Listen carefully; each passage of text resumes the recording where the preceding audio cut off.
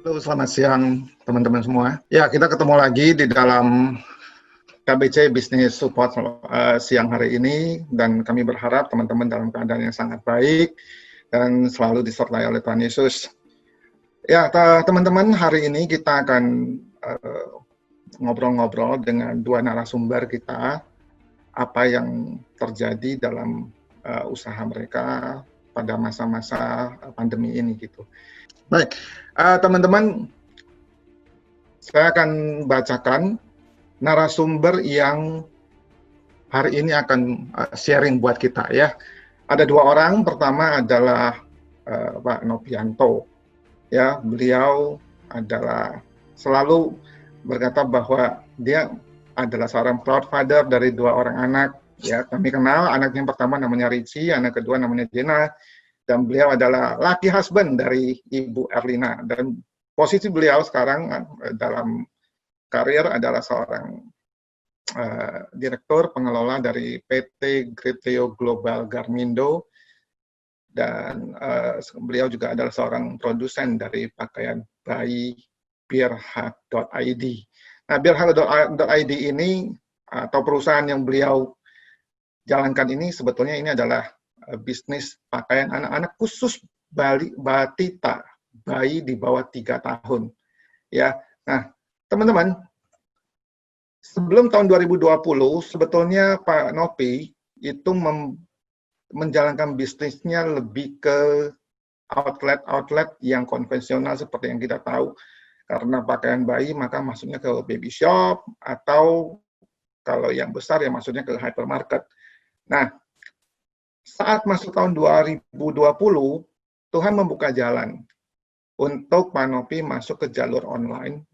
Padahal jalur online ini dulu sekali pernah dicoba, tetapi sudah nggak diperhatikan lagi sama sekali, karena waktu itu selain hasilnya tidak baik, juga harus mengerjakan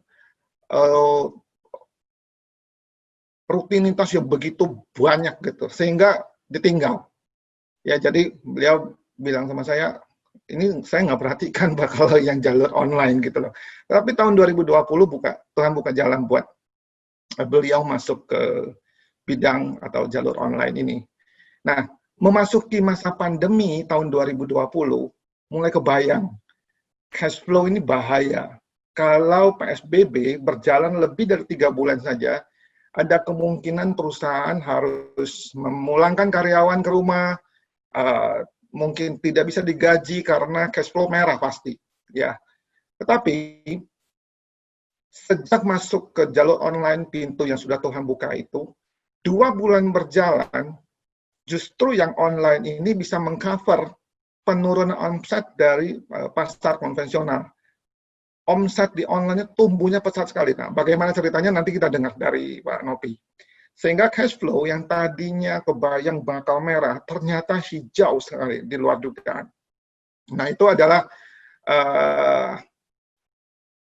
narasumber kita yang pertama. Yang kedua, Pak Tan Ichian. Pak Tan Ichian ini direktur dari PT Solusi Sukses Sejati, authorized dealer Samsung Electronic Indonesia. Jadi Pak Ichian ini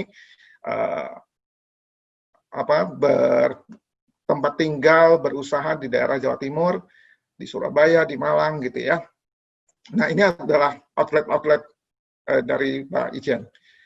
Mulai bisnis di toko handphone ini tahun 2013, jadi baru berjalan 7 tahun kira-kira gitu. Nah, memasuki awal 2019, sebetulnya cash flow di perusahaan itu sudah merah. Jadi omset turun, cash flow memburuk. Tetapi Tuhan buka jalan.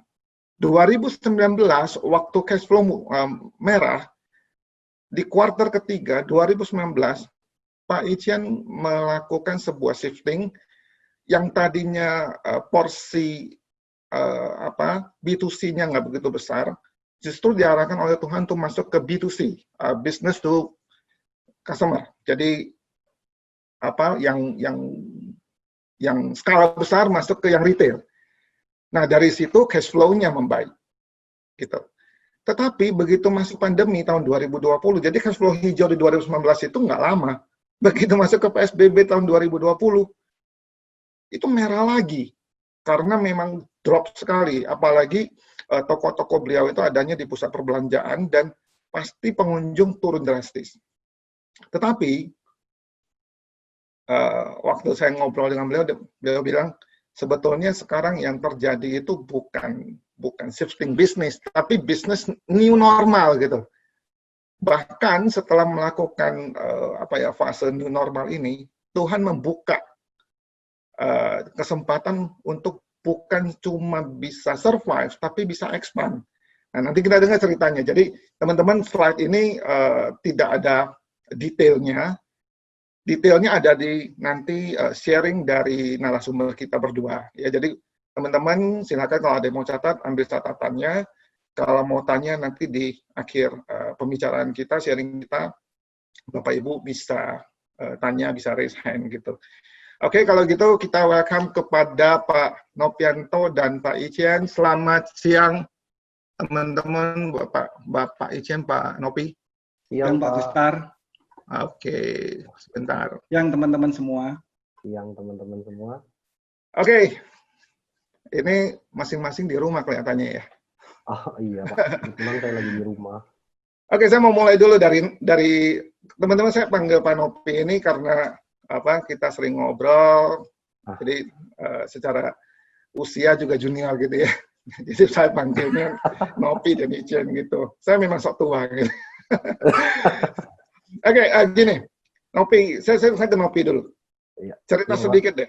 Sebetulnya bisnis atau industri yang digeluti itu masuknya kemana? Ngomong-ngomong, Nopi ini adalah sarjana komputer. Ini masuk ke bisnis yang jauh banget dari bidangnya. Cerita dikit dong bisnisnya kayak apa sih? Oke, saya itu posisi sekarang itu manufacturer. Jadi produk bayi. Pabrik ya? Pabrik. Saya ada pabrik walaupun nggak terlalu besar skalanya. Produksi ada, terus distribusi juga ada. Nah, tapi sebelumnya itu saya tidak banyak bersentuhan langsung ke retail, tapi jual ke retail. Jadi dari produsen, saya belajar memangkas beberapa jalur direct to retail. Nah, belakangan beberapa tahun terakhir itu ada distributor yang whole product lah. Ada 2 wilayah yang dipegang sama distributor.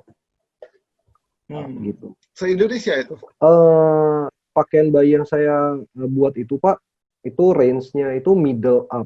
Karena dia middle up, jadi tidak bisa masuk ke semua kota. Jadi kota-kota tertentu aja. Mostly kota-kota besarnya. Ibu kota provinsi, paling sampai di ibu kota kabupaten.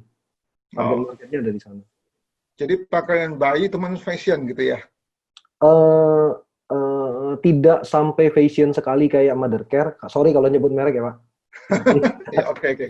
Tidak sampai fashion sekali seperti Mothercare, tetapi lebih ke arah basic yang keren. Basic yang keren lah.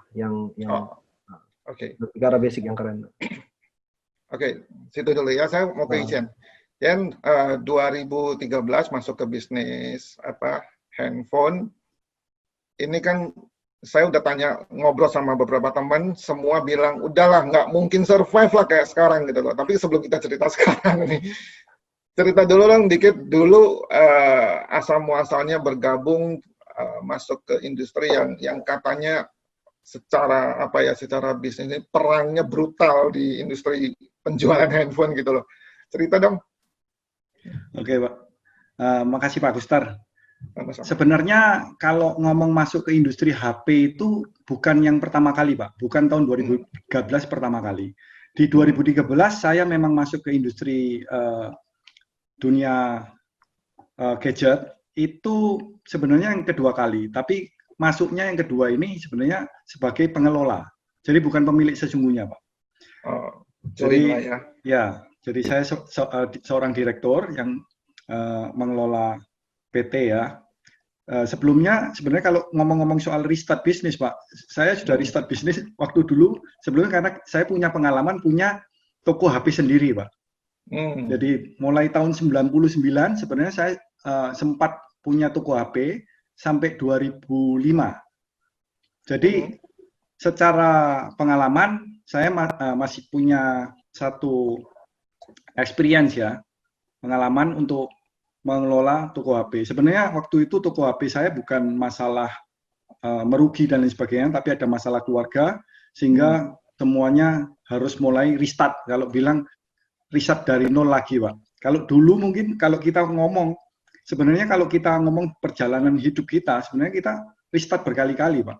Karena kita ngomong nggak usah kita ada kondisi yang tidak normal. Kondisi normal aja pasti ada perubahan tren, perubahan apa. Itu kan kita akan restart lagi untuk new strategi. Hanya saja saat ini mungkin dipercepat. Proses restartnya lebih cepat. Jadi kita adaptasinya harus bisa lebih cepat. Nah, waktu 2005 saya istilahnya semua bisnis saya hilang, itu saya di restart baru mulai kenal Tuhan. Tahun 2007 sebenarnya mengenal Tuhan. Jadi dulu waktu 2007 ke bawah itu saya termasuk aliran Pancasila, Pak, semua agama, Pak. Nah, setelah tahun 2007 melalui proses, akhirnya saya dipertemukan orang-orang yang tepat juga. Kita mulai buka usaha masuk lagi ke dunia gadget mulai tahun 2013 itu, Pak. Kalau ngomong terus ya, jadi tantangannya ya mulai 2013 sebenarnya cukup banyak juga sih, Pak. Gitu, Pak. Itu bisnis seperti itu kan saya dengar itu kan boleh dibilang ini bidang yang pertarungannya brutal sekali. Saya di mall, saya kalau lihat orang yang jualan handphone itu saya bingung gitu loh. Kayaknya sibuknya luar biasa, tapi saya dengar secara net income-nya itu tidak bisa terlalu bagus gitu loh. Nah, dengan masuk ke bisnis seperti ini, apa sebetulnya yang setelah masuk mungkin yang ada di bayang Nichen itu bisnis ini akan dibawa kemana, akan di-expand seperti apa sebelum masa pandemi ini. Kan dulu kan kita nggak ada yang nyangka bakal pandemi kayak begini dan bisnis drop parah sekali dan tidak ada satupun orang yang bisa nahan gitu loh. Nah, sebelum ini kejadian, waktu itu rencana expand-nya kayak apa sih? Jadi yang tantangan pertama waktu pertama kali mulai lagi untuk join buka usaha mengenai gadget ini, tantangan yang pertama karena kita sudah terlibat di komunitas KBC yang punya value-nya kita tahu glory. Nomor satu, kita ngomong nggak usah jauh-jauh, kita ngomong soal bayar pajak, Pak. Kalau kita tahu bisnis gadget yang seperti Pak Agustar tadi bilang, itu profit marginnya sangat kecil, tapi omsetnya luar biasa besar. Jadi nggak mungkin seorang usaha yang punya usaha gadget itu non PKP, tidak mungkin. Di bawah 4,8 M itu hampir mustahil. Ya, persaingannya cukup ketat, Pak, karena waktu kita mau berjalan benar, itu saingannya contohnya kalau si A nggak bayar pajak, kita sama-sama ambil barang, dia modalnya 400.000. Tapi karena kita masukkan ke PT yang PKP, dia harus jadi modalnya 400. Kalau kita jual 450, PPN-nya 10%, Pak, 45.000. Sedangkan berarti kan kalau jual 450, untungnya 5.000.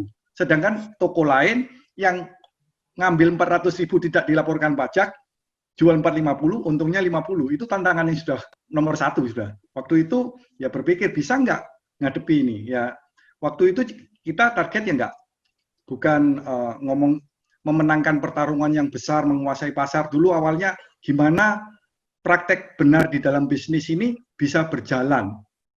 Karena berhasil nggak waktu itu? Ya, ya, puji Tuhan lolos, Pak. Karena saya percaya ternyata mungkin treatment sama, tapi kita sebagai orang percaya kita diberikan hikmat sama Tuhan. Pendekatan apa yang bisa kita lakukan untuk survive? Kan pilihannya dua kan, Pak. Pilihannya ikut dunia atau kita sebagai anak Tuhan kita minta hikmat sehingga kita bisa cari cara di luar itu. Seperti itu, Pak Agustar. Oke. Jadi tantangannya kalau kamu double ya, fight di market dan fight di kebenaran gitu ya. Minta ampun. Oke, balik ke Nopi. Tapi bisnis di dunia pakaian bayi ini kan ada brand-brand besar yang dihadapi di pasar, dan mereka itu selain besar, kuat, dan mereka itu tersebar di mana-mana gitu loh. Nah, sebelum masa pandemi itu ada bayangan nggak sih ekspansi nanti rencana seperti apa? Mungkin resolusi akhir tahun 2019 ini 2020 mau kayak begini. Bayangannya kayak apa 2020 waktu masih 2019? Oke. Kalau ditanya challenging-nya pakaian, mungkin karena suara saya jelas ya? Jelas. Jelas ya. Challenging di dunia pakaian sebenarnya sama, Pak. Karena sebelumnya, dasar saya sebelumnya kalau nanti sentil sedikit lah, saya itu banyak import produk dari China. Import produk dari China itu compete-nya juga sudah masuk fase yang seperti yang tadi Pak Ijen sampaikan, bahwa pertama dari sisi perpajakan kita nggak bisa benar, banyak tipu-tipu lah di dalamnya kalau import kan. Kalau kita import dengan benar, nggak bisa jualan. Kurang lebih sama prosesnya, akhirnya saya putus. Berapa itu ya? Kenapa, Pak? Itu tahun berapa ya waktu import ya? 2000 Saya import mulai 2009 sebetulnya. 2009, oke. Mulai 2009 Jadi saya import. belok-beloknya masih lah waktu itu ya? Masih lah, Pak. Saya ketemu komunitas KBC ya bertobat. Waktu itu saya masih ingat kok. Omset hilang 40%, 50% gitu untuk berdiri atas kebenaran, tapi ya sama seperti yang Pak Iken sampaikan bahwa ada hikmat Tuhan yang menyertai perjalanan. Jadi ya challenge tetap sama. Nah, tantangan saya terbesar itu sebetulnya adalah bagaimana caranya bisa compete dengan produk China. Itu tantangan yang besar banget. Jadi human resource-nya kita di Indonesia itu memang kurang mumpuni ya. Jadi memang harus belajar menata manusianya, menata sistemnya, menata produknya. Jadi cukup banyak hal yang mesti dikerjakan. Nah, yang terjadi di 2019 itu sebetulnya setelah jatuh bangun. Kalau Ko Ichen tadi, saya panggilnya Ko Ichen, saya panggil Pak Ichen kok kayaknya agak kurang gimana gitu. Karena kebetulan saya kenal beliau.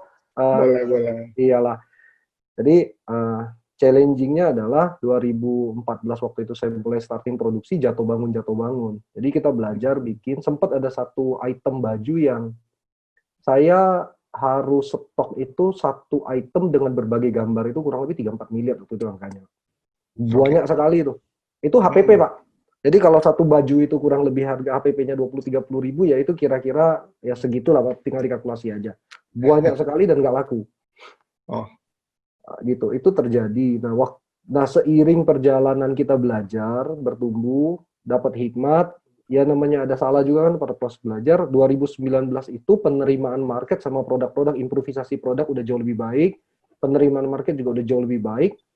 Tahun 2020 itu to be honest very optimis, Pak. Sangat-sangat optimis kita. Karena secara grafik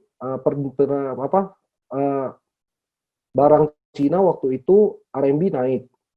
Terus Cina juga secara UMR, upah regionalnya mereka itu juga naik. Jadi mau tidak mau kompetisinya produk saya berbanding Cina udah jauh lebih bisa berkompetisi sebetulnya. Jadi ada slot yang Tuhan bukakan di sana. Jadi optimis sekali tuh, nyambung 2020 itu sangat optimis di awal tahun. Nah, karena sangat optimis itu jadi bencana tuh sebenarnya. Bukan bencana sih sebenarnya. Jadi stres aja. Sebelum ngomong 2020 deh. Itu dulu Nopi itu kan pernah masuk ke jalur online juga sebelumnya 2020. Pernah. Tapi itu dulu cerita aja deh. Itu dulu gimana kejadiannya? Jadi saya cerita barang yang tadi persediaan 3 miliar satu item itu tuh saya boleh sebut brand marketplace-nya Pak, biar nggak susah ya Pak? Iya. Oke. Jadi waktu tahun 2014 saya mulai produksi itu, barang yang salah produksi itu saya masuk ke Lazada di tahun 2015 akhir. Kalau saya nggak salah ingat ya. Saya nggak ingat persisnya, tapi kurang lebih 2015 akhir saya masuk ke Lazada. Selling di sana secara revenue udah cukup baik tuh. Jadi khusus item itu saja sebetulnya yang saya banyak jual di sana. Jadi, itu penjualan cukup ada, tapi tidak bisa lama. Berjalan kira-kira 6 bulan sampai 9 bulan. Waktu itu si Alibaba dia invest besar ke si Lazada. Nah, waktu dia invest besar ke Lazada itu, peritel Cina itu muncullah di si Lazada, Pak. Yeah. Nah, jadi kompetisi produk saya itu menjadi sangat sulit bertempur dengan produk China. Sangat sulit. Akhirnya itu yang tadi saya sempat cerita sama Pak Gusar bahwa saya skip lah. Akhirnya saya mundur dari pertempurannya Lazada. Itu yang pertama. Terus yang kedua, masuk lagi ke online, saya mencoba membangun e-commerce sendiri sebetulnya. Jadi saya sempat kalau beberapa kali cerita dengan teman-teman, saya sempat bangun namanya watermelon.id gitu ya. Iya. Tapi ya by prinsip juga tidak terlalu jalan karena membutuhkan effort yang besar sekali untuk bisa runningin e-commerce sendiri. Jadi akhirnya ya mundur lagi. Nah, kenapa mundurnya itu bukan nyerah sebetulnya sih Pak? Karena offline produk saya yang offline itu sudah mulai diterima. Lah yang offline ada cuannya, yang online babak belur bakar uangnya, ya wes tak tinggal online-nya, kira-kira gitu Pak. Nopi disuruh nyerah ya nggak mungkin gitu ya. Jadi teman-teman, poin yang dari pembicaraan di awal ini, yang ingin kita highlight itu adalah gini. Waktu masuk ke dalam jalur industri, teman-teman di industri apapun ya, ini pas contoh 2 industri yang kita ajak bicara sekarang ini adalah industri pakai anak-anak dan handphone. Tapi teman-teman di industri apapun, saya sangat yakin tidak ada satupun industri yang bebas hambatan gitu. Kalau ada bisnis yang bebas hambatan, itu pasti bisnisnya sepi sekali. Pembelinya boleh dibilang nggak ada, karena ada gula, ada semut. Kalau di sana nggak ada gula, semut nggak akan datang gitu. Jadi kalau bisnis Anda manis sekali, jangan berdoa Tuhan persaingannya jangan kenceng-kenceng dong. Nggak mungkin. Tidak mungkin. Semua bisnis yang manis, Anda sebut apa saja, itu pasti akan dikerubuti oleh banyak sekali pemain. Dan secara marketing itu bagus. Tetapi yang kita hadapi ini banyak orang-orang yang tidak kenal value, yang tidak kenal kebenaran. Sementara kita sudah belajar kebenaran dan kita tahu bahwa menggaji karyawan seperti apa, membayar pajak seperti apa, kejujuran dalam pembukuan harus tunggal. Lalu mengelola keuangannya harus benar, jangan besar pasak daripada tiang. Banyak hal yang kita harus kerjakan yang orang lain nggak perlu kerjakan. Jadi kalau Nopi sering cerita sama saya mau bayar PPN. Orang lain tidak bayar PPN, dia jual seharga modal saya aja, dia untung, saya belum untung karena saya bayar PPN gitu. Nah, di situ itulah yang sering kami kalau lagi ngobrol, di situ salah satu bentuk keajaiban gitu. Tuhan intervensi yang secara hitungan itu kita nggak bisa masuk akal. Kok bisa saya bayar PPN, dia tidak bisa bayar PPN, kenapa saya survive, dia kadang-kadang dianya yang terseok-seok gitu. Jadi poin pertama, ini penting sekali, kita ingin memberikan encouragement kepada teman-teman. Kalau kita mungkin sebagian masih ragu, aduh saya mana mungkin lah jalannya dengan cara kayak gini ya, harus benar, harus jujur, harus ini itu, penggajian karyawan, pembukuan harus benar.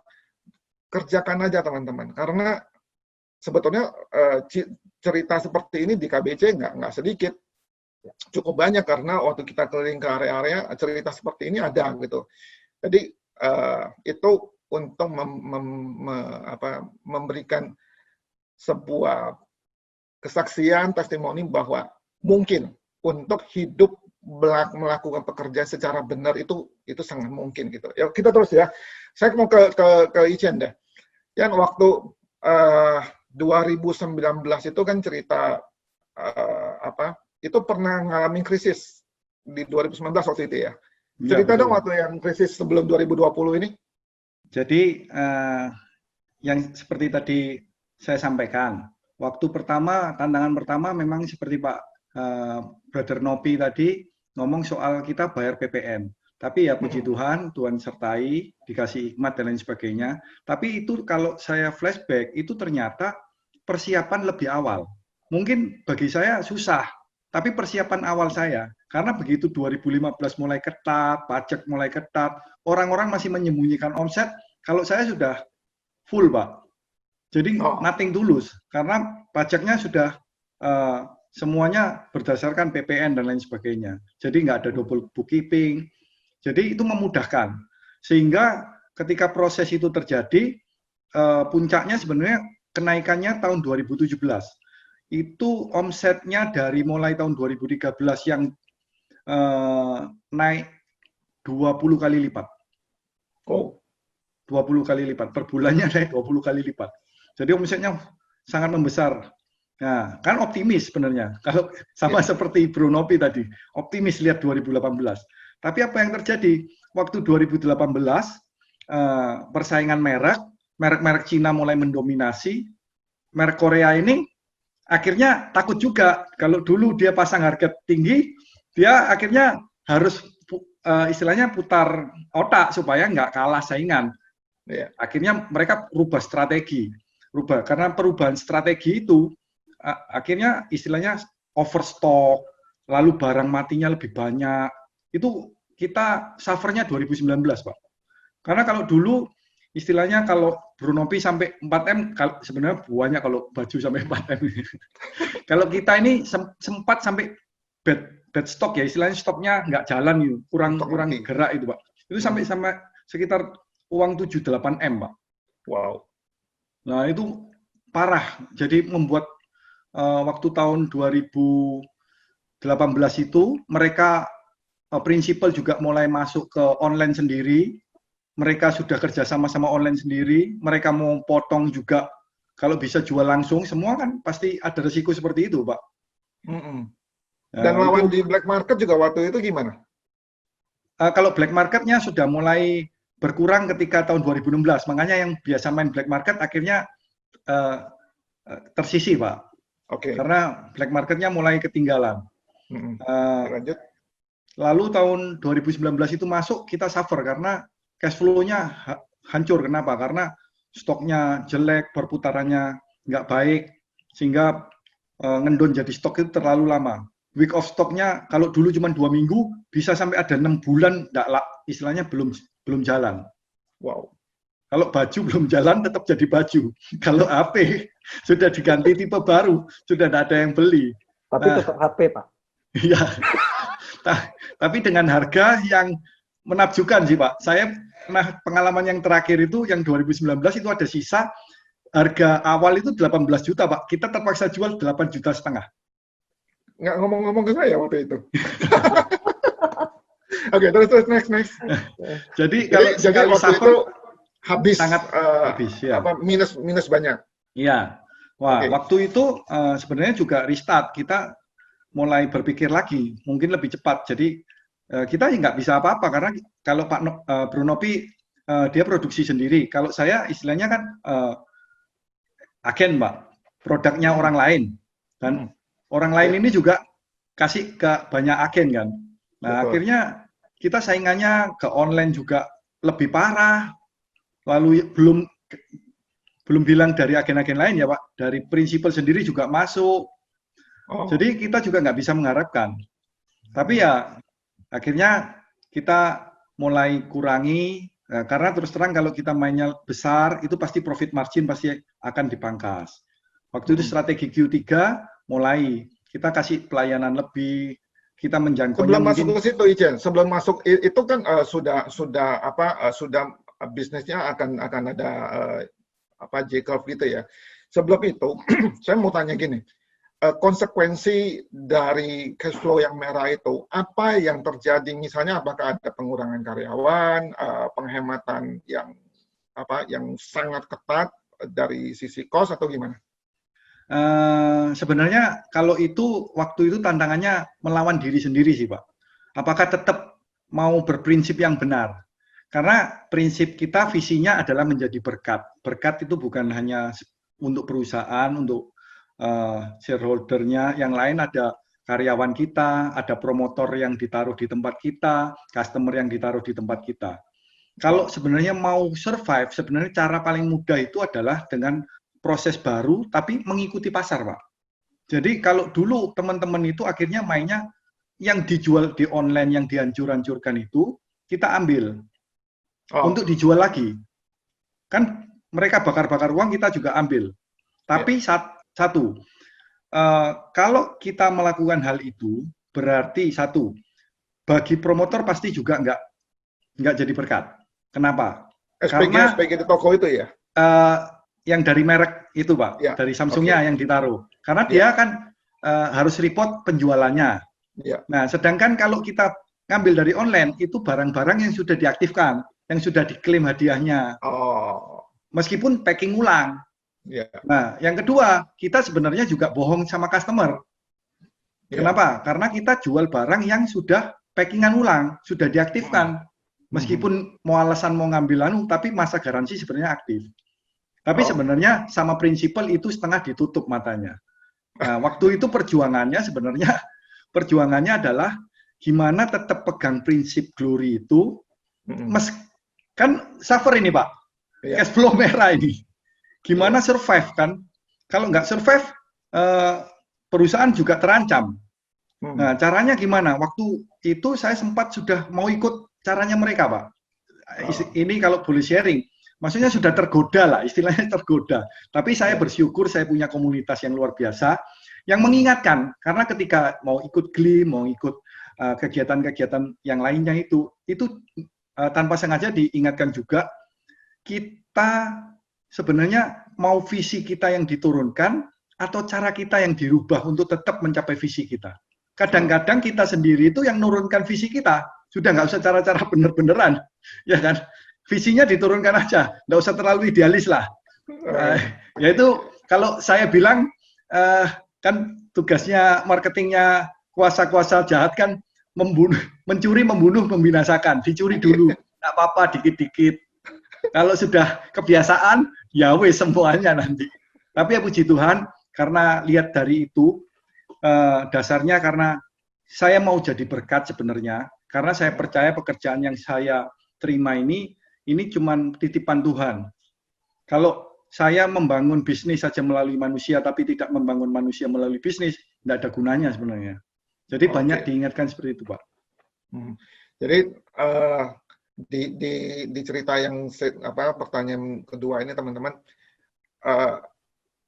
ini banyak teman-teman di gereja, di dalam kekristenan, banyak yang bilang, ya kalau ikut Tuhan Yesus itu kan harusnya diberkati. Jadi kalau orang ngomong berkat itu udah pokoknya itu harta yang keenam tuh, harta benda yang diomongin.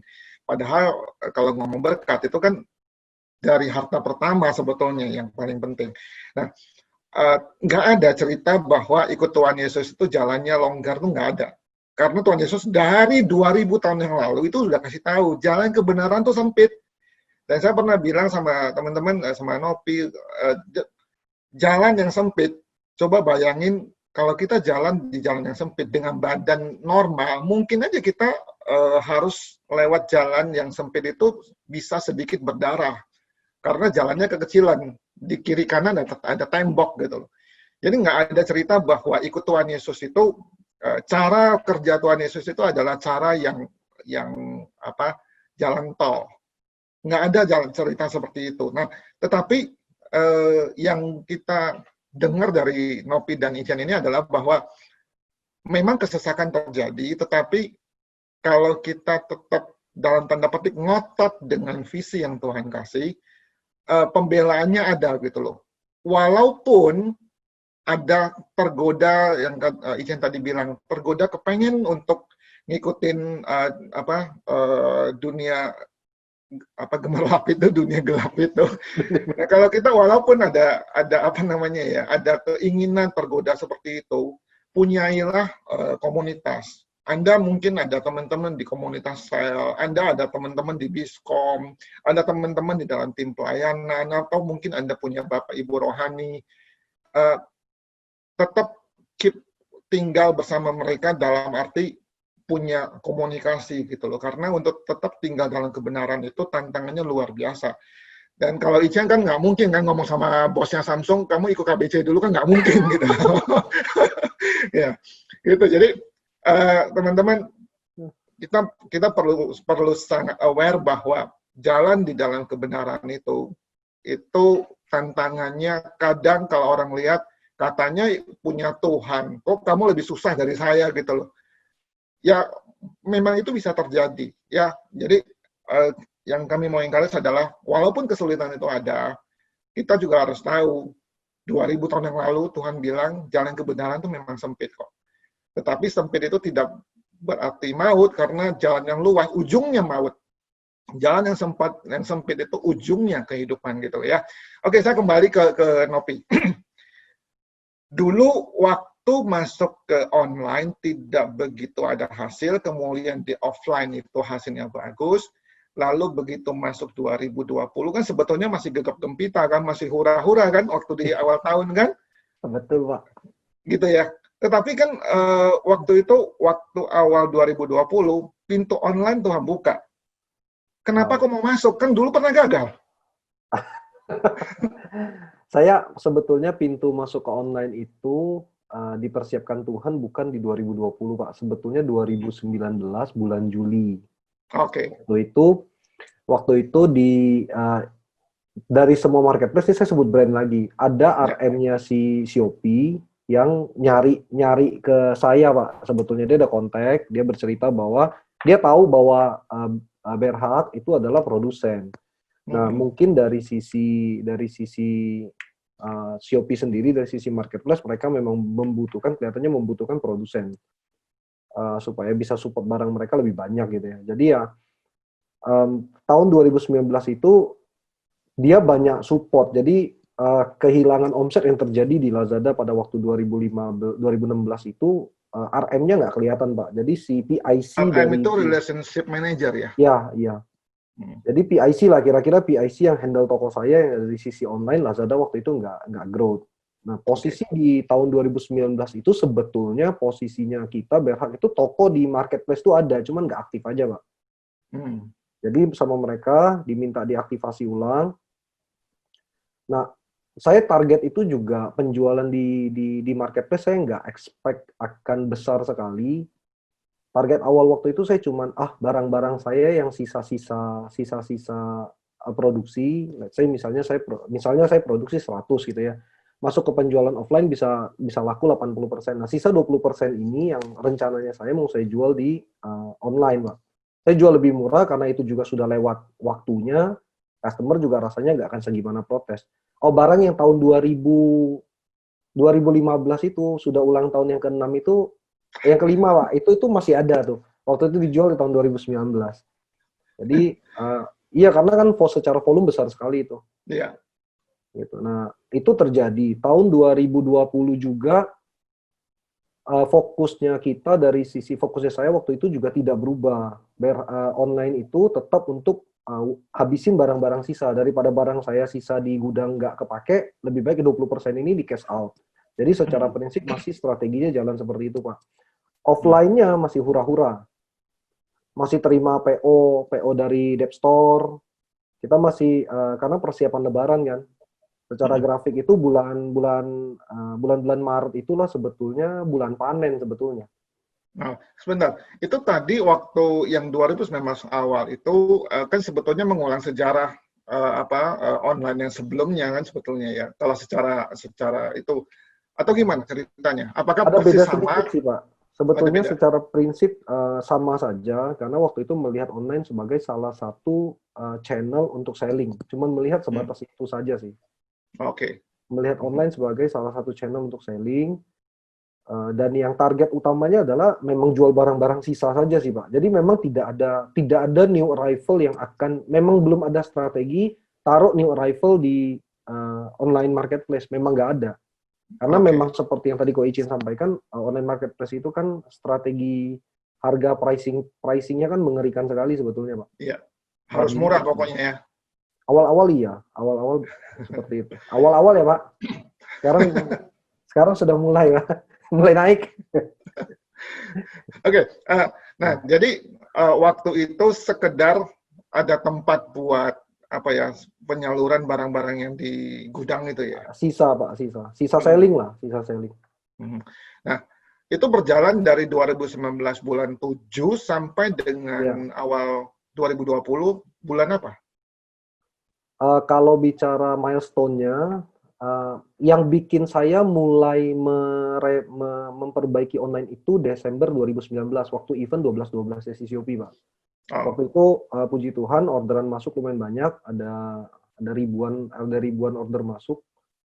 Jadi saya udah mulai berpikir waktu itu, yang kayak Ko Icin bilang, bagaimana membangun how to develop the human kan, bagaimana membangun manusianya. Saya di 2012 itu saya ikut packing, Pak, karena nggak keburu packing. Baju itu kan harus dibungkus satu persatu, sementara proses SOP kerja kita adalah dibungkus 2 kali. Jadi kalau kita terima 1000 order, kita akan kerjakan 2000 kali kira-kira gitu. Jadi saya ikut packing, waktu saya ikut packing, saya berasa kenapa pinggang saya sakit sekali nih, mungkin karena sudah mulai umur juga itu Pak. Akhirnya saya mulai concern, oh ya kelihatannya ada prospek, tapi saya tidak melihat will become major ya Pak. Dia cuman ya paling akan sebanding dengan omset sales saya 1 orang, kira-kira gitu.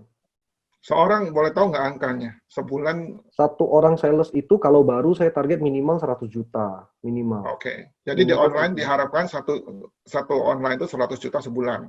Ya, asumsinya sih antara range-nya 100 ya, paling gede-gedenya juga rasanya di 200 juta lah, paling segitu ya Pak. Itu berapa persen dari total omset? Dari total omset, satu sales itu kurang lebih 10% lah Pak. Oke, jadi walaupun orang bilang online itu bagus, itu bisa bludak, tapi tidak expect banyak dari situ, hanya 10% dari total omset ya. Saya nggak kebayang, soalnya awal-awalnya pikirannya gini Pak, baju yang saya jual di online itu kan range price-nya antara 30.000. Ada yang waktu awal-awal itu saya jual 10.000 karena memang mau clearance stok kan. 10.000 sampai 100 juta itu saya sudah makin sampai pegel tuh Pak. Karena itu udah 10.000 orderan kan gitu.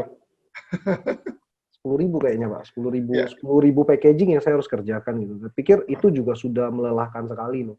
Kalau di harga 10.000. Nah, sekarang kan range price-nya juga udah mulai bisa masuk new arrival, range price-nya juga udah mulai increase. Saya penasaran waktu kembali mau apa ya, walaupun cuma sekedar bukan yang major di online itu. Kenapa mau dicoba lagi, kan dulu gagal. Dulu kan nggak ada artinya gitu loh. Kenapa mau dicoba? Nggak patah semangat. Saya itu kan saya itu bukan orang yang patah semangat Pak. Nah itu dia. Nah, jadi melihat bahwa segala sesuatu hal itu kan harus dikerjakan, bahwa ada momen di mana Tuhan akan ajar. Saya juga melihat beberapa sharing juga yang kalau sempat beberapa sharing di KBC itu kan saya banyak bahas tentang online will become next market sebetulnya. Saya berusaha gali, jatuh bangun Pak, yang tadi saya cerita. Setelah itu saya masuk buka e-commerce sendiri, develop, hire orang, masuk ke promosi, masuk ke Google Ads, uang beberapa juta itu, 1 juta itu habis dalam waktu 1 jam itu buat ads-nya toh. Jadi banyak kegagalan yang terjadi Pak, tapi ya yang penting kita nggak boleh nyerah lah. Nggak boleh nyerah, karena nyerah itu bukan cirinya Tuhan ya. Iya, betul. Oke, sampai situ dulu ya. Saya mau mention nih, 2019 itu kan boleh dibilang lumpuh parah gitu ya, sebelum masuk kuartal ketiga. Siapa yang kasih tahu melakukan shifting dari yang tadinya banyaknya ke bagi penjualan besar menjadi fokusnya ke customer? Siapa yang kasih tahu? Sebenarnya kalau ngomong kasih tahu, dari dulu kita juga belajar Pak, tapi ya yang membuat ya kalau saya bilang ya anugerah ya Pak ya. Jadi kita tahu kita lakukan hal yang benar. Tinggal apakah kita konsisten melakukannya. Seperti itu Pak. Jadi waktu pertama ya seperti Pak Gustar tadi ngomong, kita nggak bisa ngomong sama orang Samsung, perhatikan saya dong gitu. Karena dia sudah berubah pola, dia istilahnya kalau kita dibilang ya take it or leave it kan. Mau ini barangku kan. Ya, pendekatannya kan yang baru, gimana caranya? Kalau saya compete langsung head to head terus main quantity, harus mainnya separuh yang seperti Bruno Pita dibilang, kita harus buangnya juga banyak, ada yang di online. Tinggal kita pilih, mau berdarah-darah atau kita mau pikirkan cara baru. Itu yang akhirnya menjadi fokusnya lebih banyak ke B2C.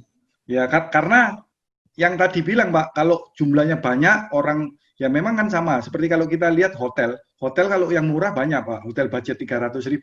Tapi bukan berarti kita tinggal pilihan kita mau main di hotel budget atau main di hotel-hotel yang bintang 5. Kalau hotel bintang 5 pasti ada value-nya. Kalau saya bilang sama teman-teman di bawah, saya bilang teman-teman di tempat kita, saya bilang kita kalau ngomong memang nggak mungkin kan kalau hotel itu bilang kamu kok mahal, sana aja cuman semalam 300.000, ngapain aku harus nginep kamu 2 juta? Ya karena kita kasih pelayanan lebih, Pak. Makanya apa yang bisa kita tawarkan, karena yang seperti tadi yang saya bilang, kita nggak bisa ngomong, kamu beli di sana itu jelek loh. Karena seperti itu. Murah itu nggak terjamin, nggak bisa buktikan. Yang bisa kita lakukan, value apa yang bisa kita tambahkan, supaya paling nggak meski dengan harga yang lebih mahal, 50-100 ribu, itu diterima sama teman-teman. Nah itu customer baru datang dari mana? Tadinya kan itu porsi yang retail itu kan kecil porsinya. Yang baru itu diakuisisinya gimana caranya? Sebenarnya porsi, kalau saya boleh review waktu awal kita jadi waktu itu ada tingkatannya, Pak. Waktu saya masuk 2016 akhir itu saya diangkat jadi namanya big retail. Nah, big retail itu ada support khusus memang. Sehingga harga saya termasuk masih murah daripada pasaran. Waktu itu orang-orang juga merek Cina baru masuk dan teman-teman yang lain lebih banyak buka-buka store yang merek-merek Cina. Jadi nggak dilirik yang merek Korea ini. Nah, ternyata akhirnya support penuh, naik tajam omsetnya. Pangsa pasarnya merek Korea ini sangat bagus 2017. Ya seperti yang Pak Agustar bilang, kalau mau rame tidak mengundang semut-semut yang lain, Pak. Semua berdatangan lah, Pak. Sama Samsung dilepas semua. Karena dilepas semua, kita jadi hancur, Pak, harganya. Lebih parah jadinya. Jadi mulai 2018 sudah mulai dilepas. Dan mulai 2019 kita sudah merasakan efeknya.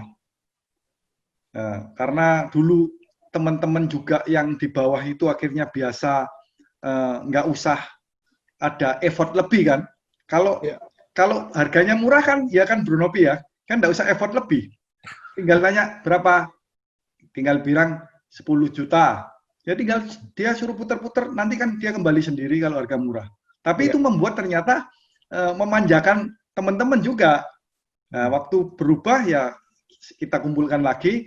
Akhirnya saya mulai bilang kita visinya itu ngasih pelayanan apa. Sama akhirnya mereka mulai ada upaya lebih yang dilakukan mereka. Sehingga sebenarnya potensinya itu masih ada, tapi karena nggak pernah digunakan karena mungkin terlena, harganya masih oke, seperti itu. Jadi konsumen itu sebetulnya konsumen yang tersedia di pasaran, cuman karena selama ini tidak digarap dengan serius, karena ada andalan harga murah, ya sudah jalani seperti itu aja gitu ya. Cuman waktu itu akhirnya bisnis pertarungan yang terlalu dahsyat, lalu mau nggak mau cash flow jadi merah gitu ya. Oke, ini poin yang menurut saya bagus banget. Saya lihat ya, tapi kenapa saya tanya ke Nopi, dulu udah pernah nyoba di online nggak berhasil, ngapain balik lagi gitu loh kan. Ya kalau Nopi saya tahu lah tipenya bulldozer aja dilawan gitu. Ya, tapi maksud saya gini, teman-teman, kalau ada sesuatu yang dulu kita kerjakan mungkin tidak berhasil atau orang lain kerjakan mungkin tidak berhasil, kalau memang kita merasa bahwa ini kelihatannya pintu yang Tuhan bukakan gitu, nggak ada salahnya juga kita jalani karena toh bisnis utamanya tidak perlu dilepas. Yang ini boleh coba digali gitu.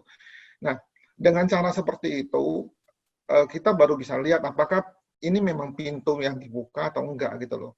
Karena kalau Tuhan bukakan pintu kita nggak pernah mau jalan, Tuhan kan nggak sodorin jalan, Tuhan bukain pintunya aja. Soal jalannya tuh kita. Kalau kita nggak mau jalanin, Nopi sama Ician mungkin hari ini nggak bisa cerita apa-apa. Karena bisnisnya mungkin betul-betul downtrend, betul-betul ambles gitu loh. Dan ini kan terjadi di hampir semua industri. Industri sekarang yang betul-betul tumbuh, orang bilang obat tumbuh. Nggak semua pabrik farmasi hidup kok sekarang. Orang bilang jualan sekarang online, kuliner jalan. Iya, ada yang jalan, ada yang mati. Jadi bukan hanya masalah industrinya, tetapi apakah kita connect nggak sih? Tuhan ngomong apa, Tuhan bukain pintu yang mana, memang kita harus coba. Tetapi kalau memang kita sudah coba dengan sungguh-sungguh yang tidak berhasil, ya sudah. Tetapi untuk melangkah itu penting gitu ya. Sekali lagi, Tuhan menolong kita itu bukan dikasih hasil. Jadi kalau kita berdoa minta pohon duren, itu nggak akan dikasih pohon durennya, dia kasih biji durennya, dia kasih benih durennya, sehingga kita yang siapin tanahnya, kita yang nanam, kita yang mupukin, kita yang bersihkan perkebunannya, lalu nanti yang tumbuhkan Tuhan yang tumbuhkan gitu. Jadi saya pikir itu penting untuk kita berani dan mau untuk berjalan, walaupun jalan itu dulu kita pernah coba dan tidak berhasil banget, tapi siapa tahu kali ini adalah momentum yang tepat untuk menjalani jalan yang dulu kita bilang nggak bisa. Sama seperti Chen meningkatkan service kepada para calon customer atau customer retailnya, sehingga bisnis yang tadinya lebih banyak kepada bulky yang jumlahnya besar, sekarang masuknya ke retail, dan itu justru yang Tuhan bukain jalan untuk membuat cash flow-nya bisa membaik. Nah, tapi gini Chen, waktu cash flow-nya membaik di akhir 2019, begitu 2020 PSBB apalagi Surabaya itu sekarang kan masuknya kondisinya parah sekali. Kan sempat merah parah lagi cash flow-nya. Itu terjadinya kasusnya sama atau memang gara-gara PSBB? Kalau sebenarnya waktu merubah strategi 2019 itu ada satu pencapaian sebenarnya yang masih lumayan. Ya ada kemurahan campur tangan Tuhan, sehingga waktu awal tahun 2020 makanya sebenarnya sangat optimis. Kenapa? Karena ternyata yang kita lakukan itu juga itu membuat kalau di Samsung ya Pak ya, itu di merek Korea ini itu ada yang namanya program untuk Star Dealer. Star Dealer itu adalah program untuk 50 dealer terbaik Samsung seluruh Indonesia. Okay. Nah, itu kebetulan kita masuk di dalam programnya itu. Jadi sebenarnya sudah masuk track yang benar gitu. Okay. Tapi rata-rata Star Dealer itu rata-rata grup besar juga. Nah, waktu masuk ke bulan Maret, omsetnya masih bagus. Tapi masuk bulan April, itu kan sudah mulai rumor demikian mencekam, menakutkan, orang sudah hendak keluar rumah, meskipun mall belum ditutup, April itu masih buka. Tapi itu omset sudah turun jadi sisa 50%, Pak. Omsetnya bulan langsung apa turun. Itu? Ya? Bulan apa itu ya? April, oke. Okay. April. 2020 April ya? Ya, kalau Maret masih normal. April itu langsung turun jadi 50%. Nah, Mei lebih menakutkan lagi karena PSBB, mall semua harus ditutup. Nah, sedangkan kita tahu sendiri kemarin saya tidak cocok jual di online. Kalau online itu barangnya sama, yang dilihat orang cuman harga. Nggak bisa tawarkan lainnya, Pak. Ya. Tapi waktu itu ya berdoa, gimana Tuhan caranya supaya saya bisa, semua harus pindah online. Tapi saya dapat hikmat bahwa Tuhan kasih hikmat bahwa online itu bukan harus jualan online di marketplace. Online itu adalah cara pendekatannya untuk kita berjualan supaya sampai ke orang. Kalau dulu kita nunggu orang lewat di mall, traffic, kalau sekarang trafficnya tidak lewat, ya promosinya yang lewat ke rumah-rumah. Artinya kita mulai gencar WA, broadcast, lalu Instagramnya aktif, informasi dan lain sebagainya. Nah, pendekatan apa yang bisa kita lakukan sebenarnya? Ya, saya mulai diingatkan Tuhan, apa yang nggak bisa dilakukan online, kamu lakukan. Contoh, kalau online, beli online bisa sampai di rumah. Saya juga ongkir, bisa free ongkir, tapi bisa sampai di rumah. Tapi apakah online bisa mindahkan data? Atau membantu kalau ada kesulitan? Atau kalau mau tukar tambah? Ya, sekarang online ada yang tukar tambah, tapi tukar tambahnya juga lebih nggak ada after sale service-nya. Jadi makanya Jangan-jangan mulai ini udah ditambahkan. licin itu. Ya, kalau kita mulai tambahkan fitur-fitur itu. Jadi online-nya adalah kita yang mendatangi orang itu tanpa takut keluar ke rumah.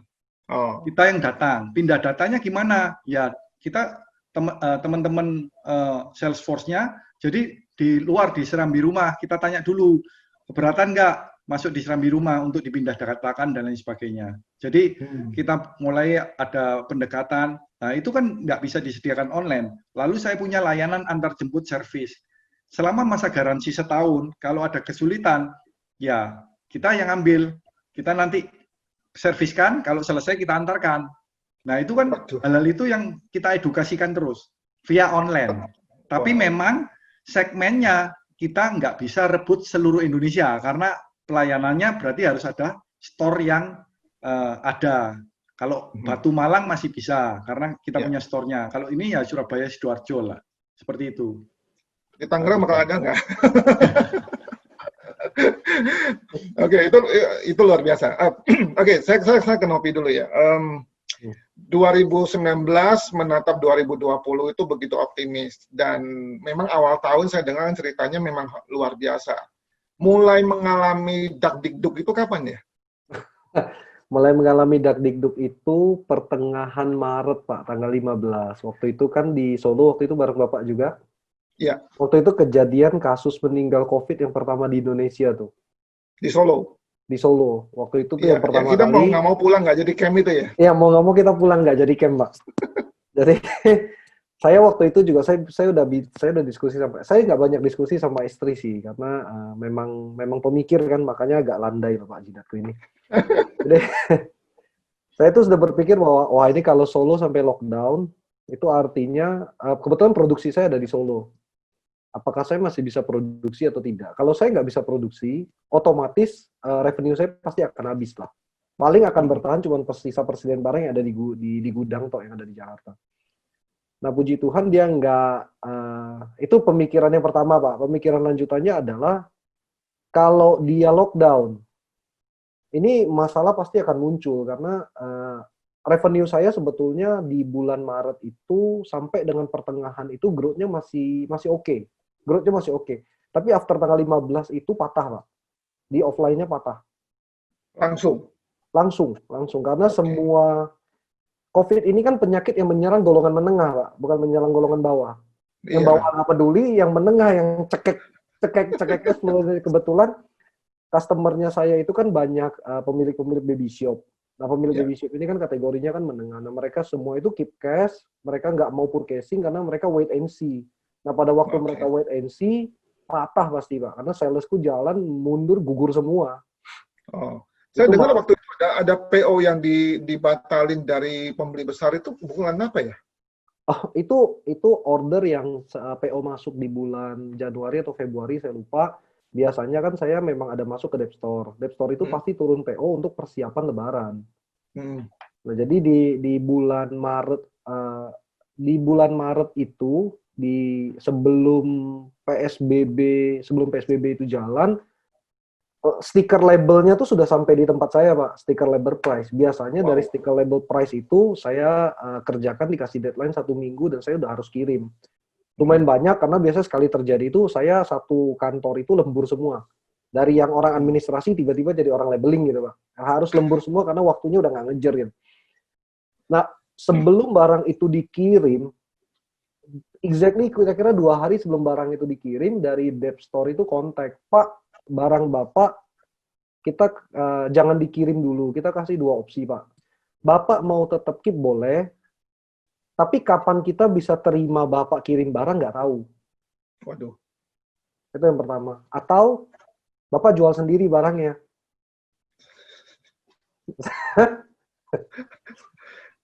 Jadi ya, itu pukulan cukup besar sebetulnya, karena angka rasio omsetnya kan memang cukup besar itu. Itu cukup besar sekali lah.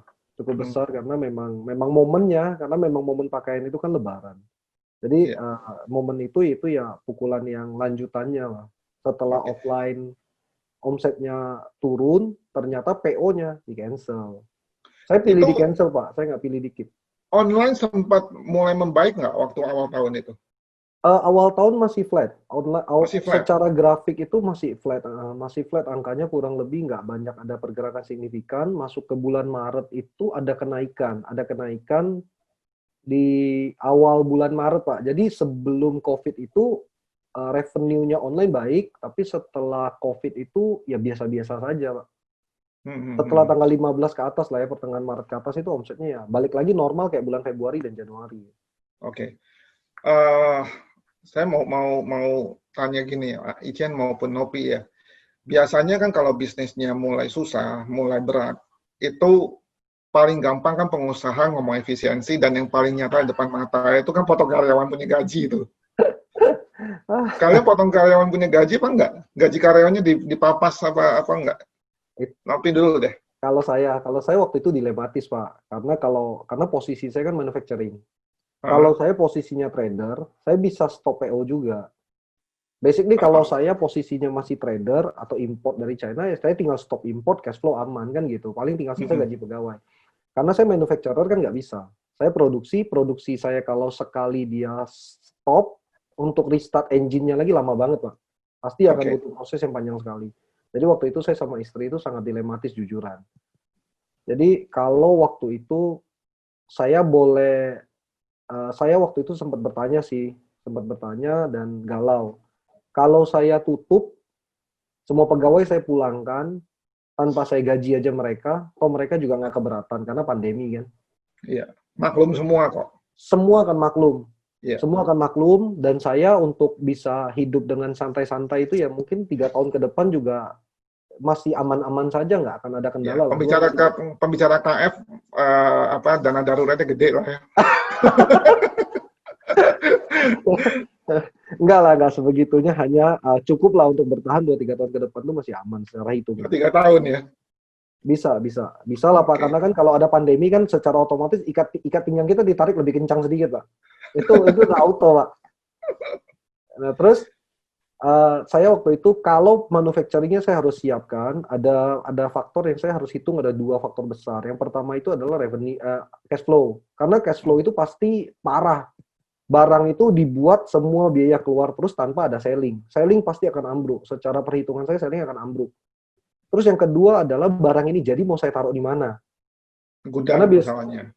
Ya pasti di gudang, cuma gudang siapa kan gitu Pak, kalau gudang saya sudah nggak muat. Jadi karena produksi itu kan jalan, apalagi mainnya kan cukup masuk ke kategori mass production, bukan yang bikinnya by design one by one gitu. Jadi mau nggak mau output produksinya itu kan kayak mesin fotokopi Pak, ya terus kayak mesin cetak, bukan kayak mesin fotokopi. Jadi kita tidak bisa cuma fotokopi 1 lembar, tapi sekali cetak misalnya 1000 kayak gitu. Itu artinya storage saya akan segera penuh. Begitu saya segera penuh, saya kan harus hitung cash flow babak belur penuh. Jadi waktu itu kegalauan saya itu, saya sama istri akhirnya mengambil sebuah keputusan. Oke, cadangan cash flow kita untuk bayar supplier dan gaji pegawai itu kira-kira 60-70%-nya itu cukup sampai Lebaran. THR pegawai kita tidak potong sama sekali, hanya lembur pegawai kita stop Pak. Jadi tidak ada lembur lagi. Bulan Maret itu kita masih lembur Pak sebetulnya. Jadi karena saking optimisnya itu, market akan growth, penerimaan market bagus, bulan Maret itu kita lembur. Pegawai itu lembur posisinya sampai dengan 15 Maret itu pegawaiku masih lembur, itu masih tak suruh lembur Pak. Karena saya pikir orang Indonesia mau supaya kayak orang Surabaya loh, pengennya sih gitu, bondo nekat itu loh, nggak ada yang stop kan. Ternyata kan terus juga saya kan khawatir kalau yang di lockdown duluan itu Solo Pak. Jadi saya pikir bisa produksi dulu sepanjang bulan Maret itu, pegawaiku tetap lembur, tapi di April itu saya stop lemburnya. Nggak ada pemotongan gaji sih. Semua stres berjalan. Berat ya. Stres parah. Oke, di situ dulu. Cian, gaji karyawanmu dipotong nggak?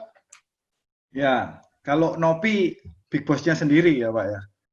Masih bisa hitung dana daruratnya berapa bulan. Kalau saya karena ada pertanggungjawaban sama komisaris, kalau kita merugi terlalu banyak juga tapi sebenarnya persiapan masih ada Pak. Kalau hitung-hitung kita masih bisa mungkin 3-4 bulan. Kalau perhitungan aja. Tapi waktu ada kejadian, Saya bilang sama teman-teman, saya kumpulkan semua, saya bilang, ini kondisi seperti ini. Ada kemungkinan semua perusahaan akan melakukan efisiensi. Tapi saya percaya Tuhan itu tidak akan tinggal diam. Sebenarnya pasti menyediakan cara yang lain. Saya minta teman-teman di sini untuk ikut serta. Kita ambil upaya itu. Kita percaya Tuhan bukakan berkat baru pasti. Makanya saya butuh kerjasama mereka. Makanya waktu Mei itu mall, karena tempat saya semuanya di mall ya Pak. Ada satu yang di Batu Malang itu di street area, itu pun ya ternyata juga kena PSBB. Jadi suruh tutup. Malang itu juga termasuk zona merah masalahnya. Itu 3 minggu lebih itu tutup Pak. Jadi nggak ada aktivitas. Aktivitasnya akhirnya semua di rumah, transaksinya dari rumah, istilahnya teman-teman itu kumpul di rumah lalu mulai jalan dari rumah tiap hari. Tapi ternyata yang terjadi karena kita percaya juga ya, kalau saya bilang kemurahan Tuhan ya Pak ya. Omsetnya sebenarnya memang turun Pak, tapi ya dari turun 40%. Jadi meskipun tutup, itu saya cuman kehilangan 40%. Oke. Omset. Nah, kalau ngomong gaji Pak, ya gaji dan THR saya jalankan penuh. Karena apa? Karena saya yakin yang meskipun saya juga seorang direktur, mengelola untuk bos, tapi juga mengelola untuk big boss. Saya percaya Tuhan yang kasih saya mandat, kepercayaan untuk mengelola bisnis ini, untuk bangun manusia. Mengencourage mereka, bahwa kasih Tuhan itu ada.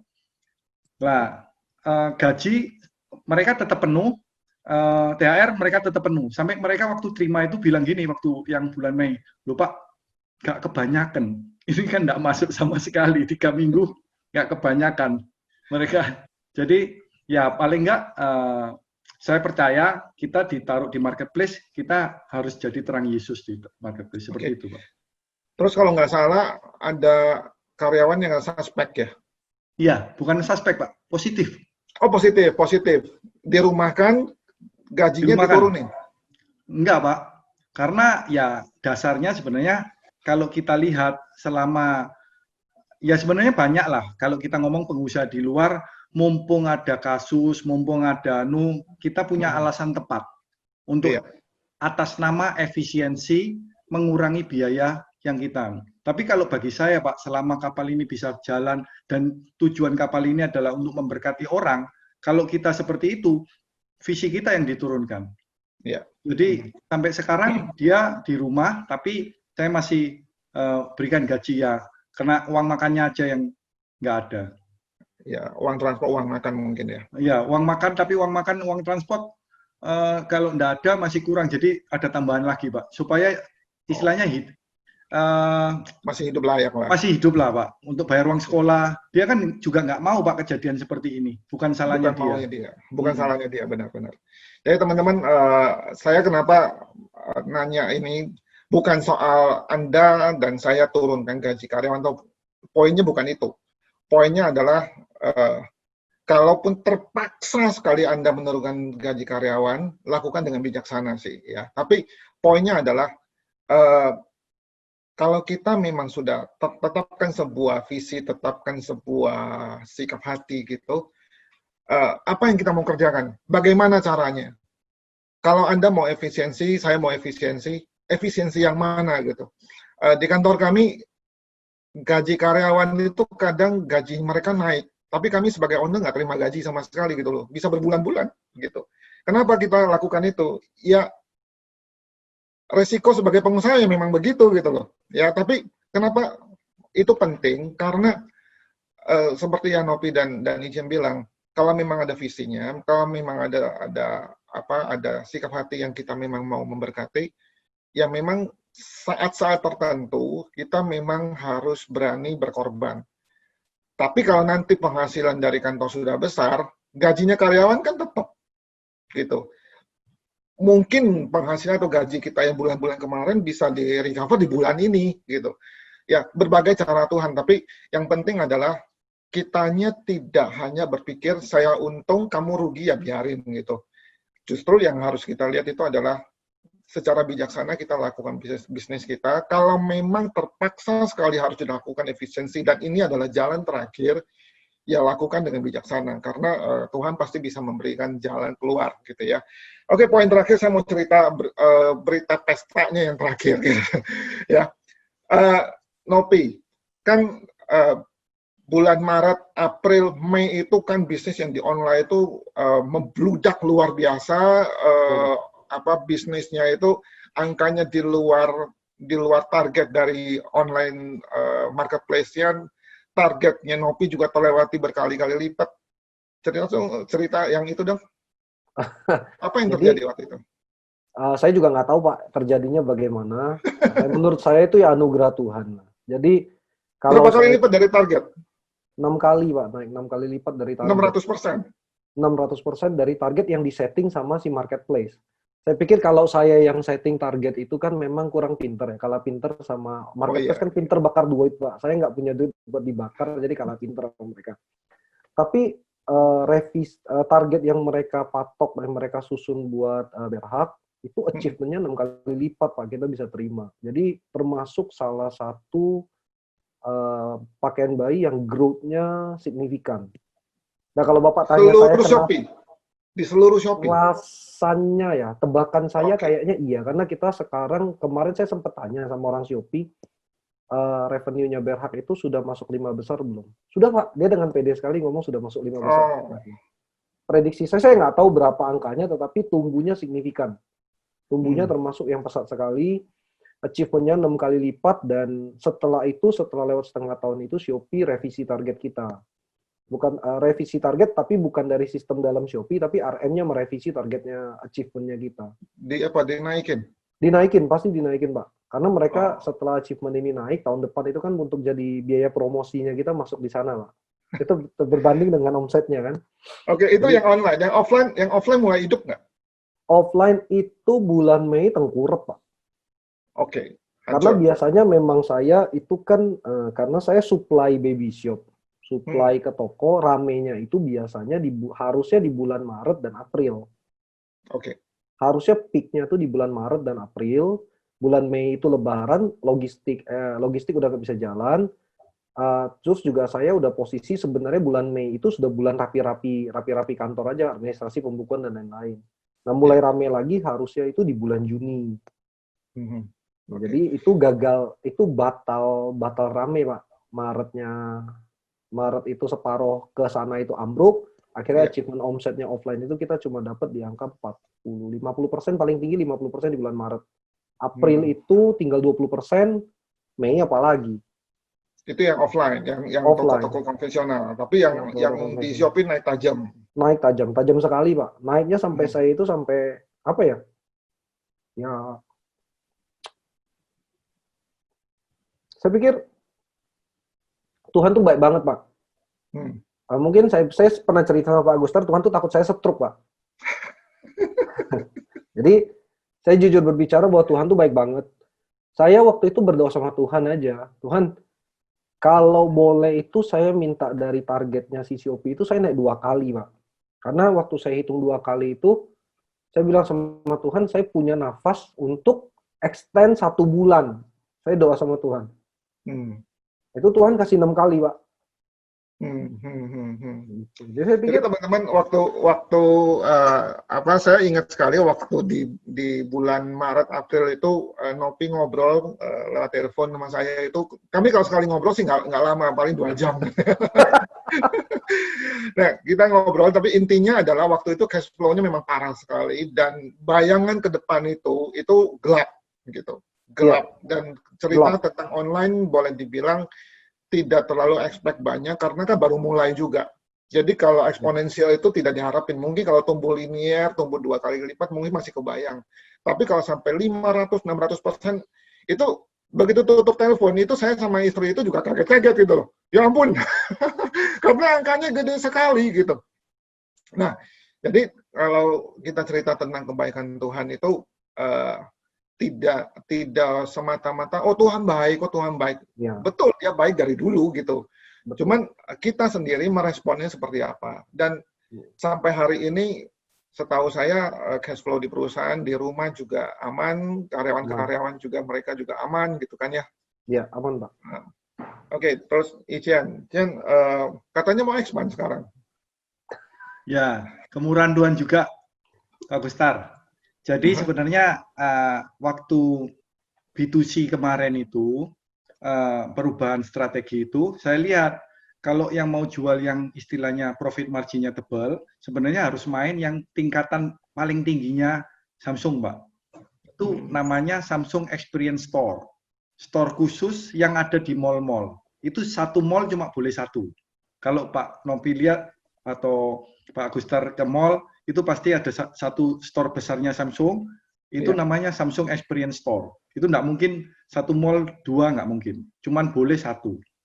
Nah, tahun 2019 sebenarnya ada kesempatan, saya dikasih kesempatan, karena ada treatment khusus, ada juga level, ini kan untuk level premium Pak. Kalau premium kan memang tadi kan pilihannya segmen yang profit marginnya masih bisa, yang orang butuh servis itu orang-orang yang premium. Jadi kelasnya, nah, tapi itu ada, mereka jual juga istilahnya gadget-gadget yang kita nggak boleh jual, hanya experience store yang boleh jual. Jadi contohnya yang lipat baru itu Pak, full, flip set, yang harganya 20 juta, 18 juta ke atas, itu mereka aja yang bisa jual. Store-store itu Pak. Tapi rata-rata store-store yang di Indonesia, Samsung Store itu miliknya grup besar. Pasti grup besar. Dan 2019, saya sudah coba masuk, karena sebenarnya saya tahu kalau supportnya lumayan di sana, profitnya jadi kita nggak main omset, tapi main profit marginnya masih bisa masuk. Kita masuk. Waktu itu Galaxy Mall 3, saya ingat Galaxy Mall 3 itu mau buka. Nah, Samsung mempersilahkan saya untuk ngajukan. Pokoknya kalau secara dealer ACC dia, tapi dibuka, ada beberapa yang masuk mengajukan. Nah, kendalanya Pak, kalau lawannya grup besar, kita masuk ke mall, itu kalah Pak kita. Kenapa? Karena yang masuk itu grupnya besar, seperti grup Erafone, Global Teleshop, yang grup-grup besar itu. Jadi kita sendiri nggak dikasih kesempatan sama mallnya, pihak mallnya. Belum lagi aturan-aturan lainnya ya, jadi sangat mahal.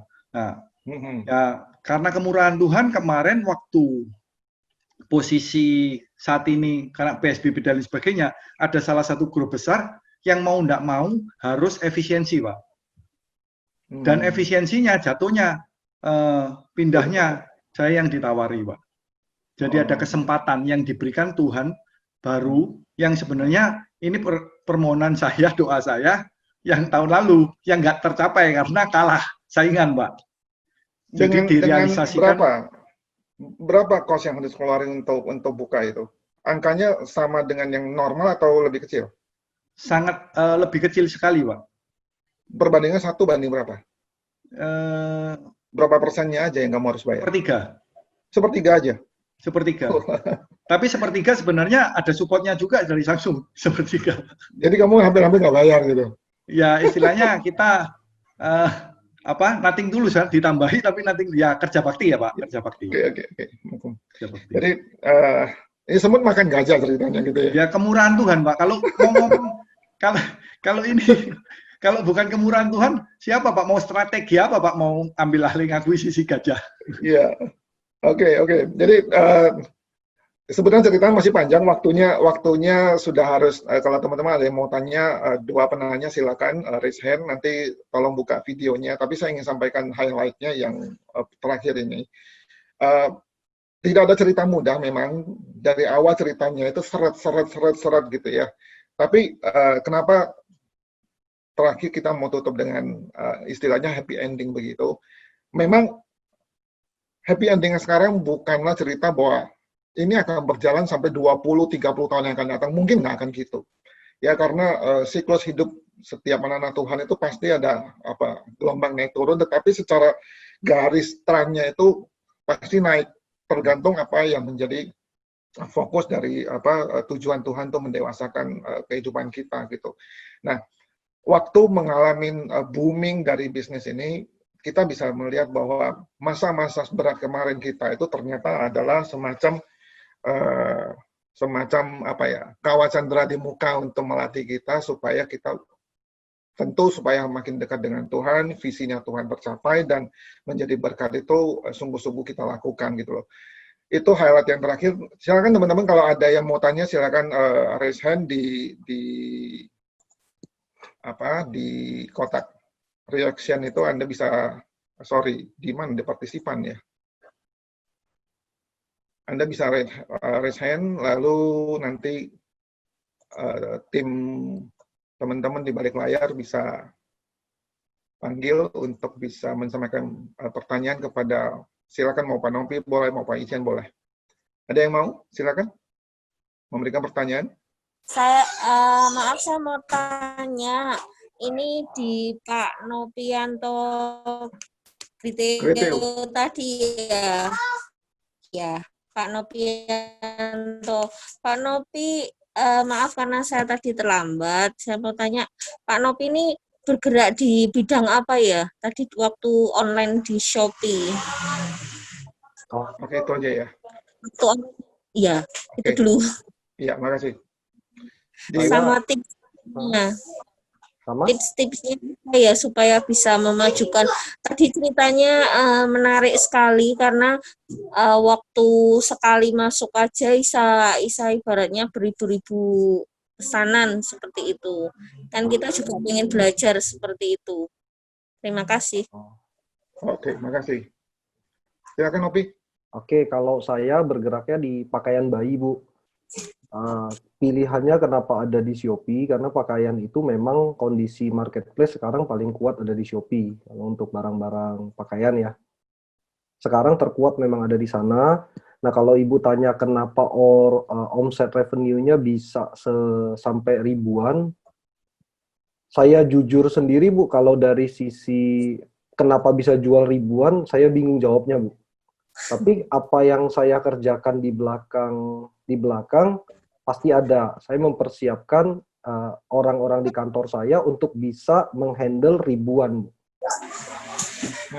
Jadi itu yang pertama kali karena penjualan, kalau kita bicara di marketplace itu, penjualan itu kan sangat ditentukan oleh marketplace-nya sendiri. Yeah. Bukan kita mungkin bisa ngajuin promosi kayak kita di Google aja untuk tampilkan, kita keluarkan sejumlah budget untuk muncul di halaman 1, halaman 2, halaman 3. Nah, tetapi yang menentukan penjualan itu bisa berjalan terus-menerus. Kalau saya sempat diminta sharing itu, saya kasih 3 konklusi lah. Minimal ada 2 poin paling penting untuk bisa kuat jualan di online. Yang pertama, Ibu harus punya rating. Itu wajib. Rating sama review itu sangat menentukan penjualan di online marketplace manapun. Jadi, karena yang bisa dipegang itu sama si pelanggan cuma rating sama review. Nah, jadi poin ketiga yang penting setelah 2 ini adalah masuknya, Bu, entry gate-nya. Jadi poin pertama kita untuk bisa masuk supaya bisa dapat rating dan review yang baik adalah harga. Jadi pertama itu pricing yang saya kerjakan adalah pricing strategi. Nah, itu kenapa saya jual barang-barang sisa lama, karena saya bisa jual murah. Itu pricing strategi. Nah, dari sana itu kita kerja keras bangun rating sama bangun review, Bu. Kendala yang dialami adalah begini. Karena saya jual barang-barang sisa dan barang murah, pasti komplain akan banyak. Entah barang itu ada macam-macam tetek bengeknya, jadi sulit sekali membangun, tetapi ya puji Tuhan terbangun. Nah, itu harus dikerjakan dengan sepenuh hati, Bu. Makanya saya sendiri berkata bahwa saya mengerjakan apapun, saya itu berfokus seperti saya melakukannya untuk Tuhan. Makanya saya ngotot tuh yang katanya Pak Agustar, bulldozer aja saya masih lawan. Kalau menurut saya masih saya kerjakan untuk Tuhan, saya akan kerjakan, Bu. Itu yang saya bisa kira-kira itulah ya. Oke. Baik, pertanyaan terakhir buat Ician. Ini ada yang nanya, Chen. Sebagai agen produk pada saat pandemi ini penjualan turun. Apakah tidak ada tekanan dari pihak produsen untuk tetap mencapai target pembelian dari mereka? Kalau iya, gimana cara mengatasinya? Waktunya 2 menit, Chen. Ini kalau saya ya, tanya omset saya. Iya, bagaimana cara menghadapi permintaan dari produsen, dari prinsipal untuk tetap bisa meningkatkan atau mempertahankan omset? Oke. Kalau secara target, sebenarnya saya nggak pernah, kalau targetnya dari prinsipal itu selama PSBB pun nggak pernah di bawah, Pak. Karena dia sebenarnya sudah prediksi targetnya segitu. Tapi kalau prediksi target pribadi itu sebenarnya turun dari yang biasanya kan seperti itu 60%. Sisa 60%. Tapi kalau sampai saat ini, bulan ini dan bulan berjalan, itu sudah kembali dan mungkin sekitar di atas 10%-an. Ya sudah masuk ke toko lagi ya, masuk ke mall lagi ya? Iya. Jadi puji Tuhannya, walaupun bisnis, prinsipal itu brand besar, mereka juga lihat situasi bisnis memang secara ekonomi turun di mana-mana gitu ya. Jadi dia tekanannya nggak terlalu tinggi. Oke, teman-teman, saya ingin wrap up apa yang menjadi pembicaraan kita hari ini. Itu saja yang kita bisa share sampai pada hari ini, teman-teman. Terima kasih untuk waktunya, terima kasih untuk perhatiannya. Tuhan Yesus memberkati.